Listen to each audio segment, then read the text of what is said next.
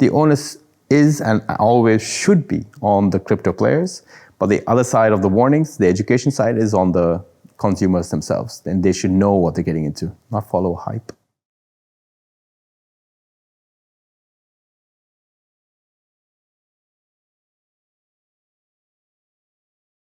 Trust means a few things, right? It depends on the users. It depends on the level of sophistication of the users as well.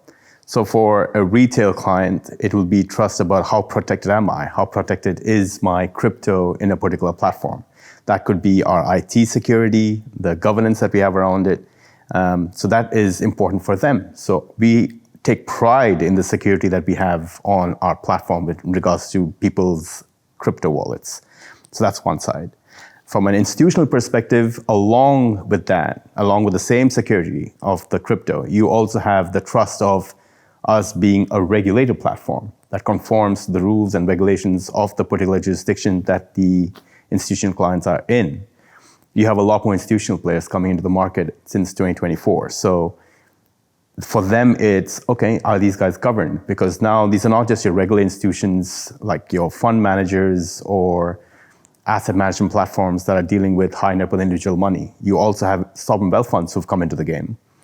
They want to make sure that if they're going to be investing the people's money in a new asset class, they want it to be governed. It has to have proper governance. So for us to satisfy those trust issues is important. And it comes in multiple ways. Like I said before, our security on the platform, our governance structure as a board, what we do across Binance, and our licenses that we have globally.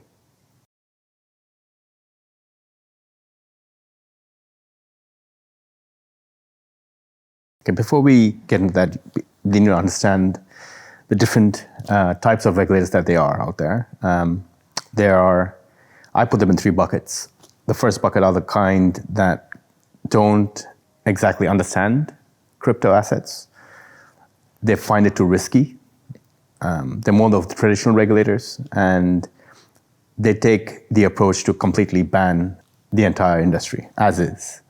The second bucket are people who understand what it is. They kind of sense there's a need for it. They want to see how it works and learn. And then they'll come up with regulatory frameworks for the industry. And the third bucket are the people that kind of get it straight from the bat. They understand the technology, they have the right people around them, they understand the risks, and they just set up with a whole comprehensive framework to regulate the crypto industry. And a good example of the third bucket is the countries like UAE, Bahrain, Japan. The ADGM had come up with the crypto regulations way back in 2018, if I'm not mistaken. Then you have VARA here, you have the Central Bank of Bahrain, the JFSA. They all came up with regulatory frameworks to regulate the space and in its entirety. The second bucket, countries like India, the EU, UK, they allowed crypto in their jurisdiction. They had basic AML and KYC and counter-terrorism financing requirements. And while they understood the industry, they've created regulations around it. India is in the process of creating those regulations. EU has come up with the MiCA, and the UK has announced it's going to come up with its regulations either this year or next year. Australia as well, same. First bucket, we won't take names, but there are still those traditional regulators out there. Now, each of these regulations, each of these jurisdictions have come up with these comprehensive set. They have created regulations that are more jurisdictional specific. The risks that they understand, the risks that they see, and how can they mitigate those risks for their particular jurisdiction, and those are the regulatory frameworks that are out there. For us to be on, like how you have regulations for SWIFT in the banking industry, or you have regulations for within the banking industry which are more globally accepted, be it UAE, be it the US, be it India, be it Japan, be it Australia, the rules are the same for the banking industry. They have a certain set that they need to conform with. To get there, I think it's not going to be too long, but it's going to take time because regulators all need to be on that same page. They have to get used to this asset class. They have to get used to the regulations around it. They have to get used to the risk mitigants that are in place. And most importantly, they need to be up to speed with the technology. So I don't think we are there yet globally. I think it's going to take some time, but I think we will get there eventually.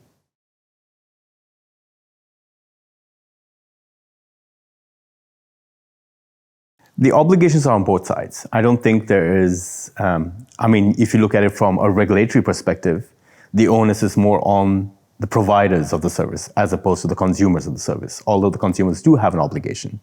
The onus is on the providers in the sense, if you look at the banking industry or if you look at the investment industry, they need to make sure that they have the right licenses and the right people to offer these services. People should understand the GMs or the ones who are providing the advice, they all need to have a particular qualification and to be approved by the regulator to be able to provide those services, correct? From the side of the consumer, you always see, especially when you see ads on investments, you always have that little line at the footnote that says you have to understand the product, it's a risky product, you have to do your own education, self-education to know what you're investing into. So I think it's on both sides, and regulations are there on both sides as well. I think the regulation right now on the crypto industry players is a lot more than you have on the consumer side. The consumer side are mainly warnings. You need to, on certain products, you need to understand, you need to have a certain amount of wealth to be able to trade on those products across any industry. And those are why they're called high net worth individual products or institutional products. But if you look at it from the perspective of the regulator, the onus is always going to be on the people that are providing the service. So you need to have minimum capital requirements, you need to have the right caliber of people, the products should not be deceiving, you have all those fraud, prevent theft, all that kind of stuff. So the onus is and always should be on the crypto players, but the other side of the warnings, the education side, is on the consumers themselves. And they should know what they're getting into, not follow hype.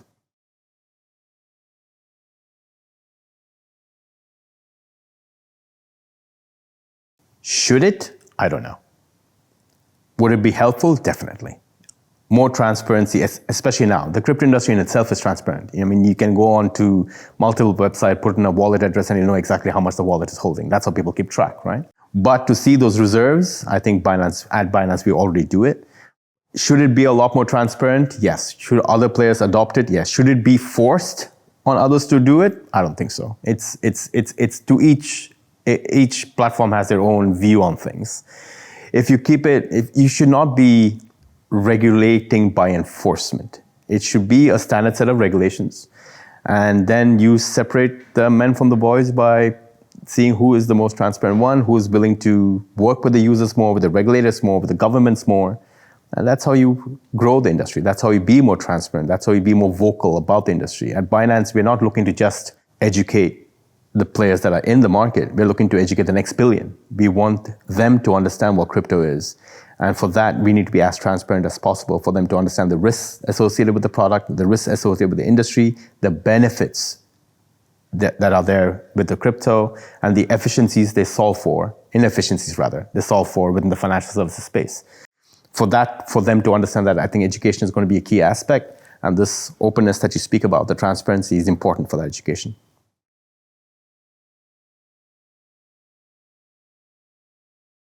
Financial regulations are never going to be enough. It's always evolving.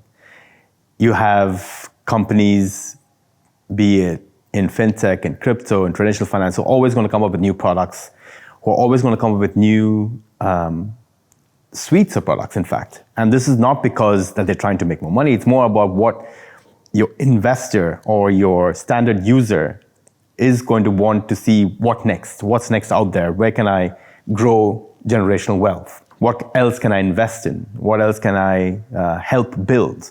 So you're going to have the regulators are always going to have to be agile. They need to be nimble enough to say, okay, fine, this is changing here, so we need to tweak this part of the regulation here. This technology has helped improve this part of the inefficiency, so let's grow this a little more, or let's reduce the pure heaviness of the regulation in this kind of aspect. So you need to be a lot more agile, a lot more nimble in how you see regulation.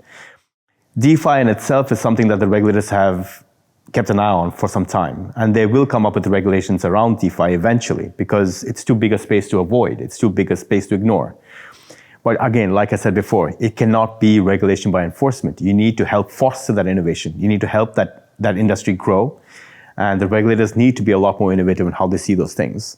I think AI is going to play a huge role in that. I think AI is going to have a huge impact on how regulators see it, how regulators want to push regulations through. And it's going to be effective, hopefully, eventually. But regulators, till then, they will have to continue to be agile and nimble in how they perceive innovations to come through, especially in the technology side. This is going to be key. This is going to be extremely important, especially in the crypto industry, with the DeFi and everything else. Deep in, DeFi is everything you want to call with a D in it.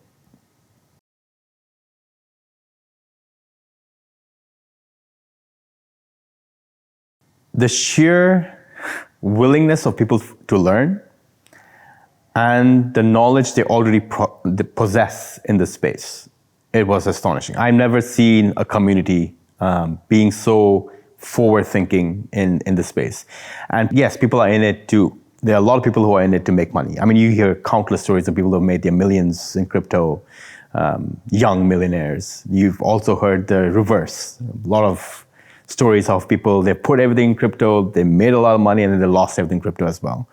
But I think your average user, the average crypto consumer, has become a lot more savvy in the space. They understand it, they do their research, they're not just following a trend anymore. They understand the white papers behind the crypto products, and they want to invest in it because they believe in it. It can be anything, whether they believe in an earned product or a meme coin, whatever it is, it fuels their passion.